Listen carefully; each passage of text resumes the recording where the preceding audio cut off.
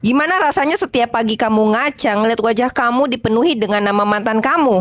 Bukan satu atau dua tato, tapi lebih dari 250 tato yang dipaksa dibuat di hampir seluruh badan kamu. Dan yang lebih mengerikannya lagi, semuanya dilakukan sama orang yang mengaku mencintai kamu. Perempuan ini dikenal dengan nama Jok, orang wanita berusia 52 tahun asal Belanda. Selama menjalin hubungan sama pria yang bernama Hans, hidupnya berubah menjadi mimpi buruk. Menurut pengakuannya, mantan pasangannya memaksanya ditato berkali-kali sampai total sekitar 250 tato. Sampai 90% tubuhnya dipenuhi dengan nama, inisial, sampai tulisan yang menyatakan dirinya adalah milik mantan pacarnya.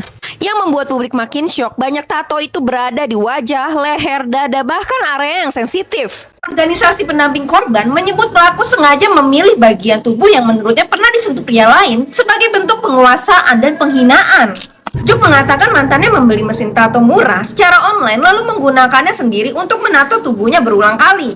Selama hubungan itu, dia merasa mengalami kekerasan fisik, psikologis, dan kontrol yang ekstrim sampai merasa nggak mampu melawannya. Setelah berhasil keluar dari hubungan itu, Juk melaporkan ke polisi. Tapi menurut laporan media Belanda, pidananya nggak berlanjut karena kesulitan membuktikan bahwa semua tato itu dibuat tanpa persetujuan. Sementara mantan pasangannya membantah tuduhan dan mengklaim tato itu dilakukan secara sukarela.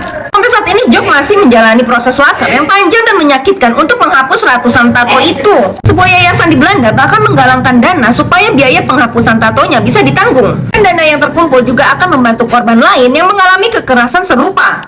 Kasus ini menjadi pengingat bahwa kekerasan dalam hubungan gak selalu berupa pukulan. Kadang pelaku menguasai korbannya sedikit demi sedikit sampai korban kehilangan kebebasan atas tubuhnya dan hidupnya sendiri. Dan itulah yang disebut banyak ahli sebagai kontrol yang sangat manipulatif. Kalau menurut kalian, apakah kasus ini seharusnya lebih mudah diproses secara hukum? Meski pelaku mengaku semua dilakukan atas persetujuan korban.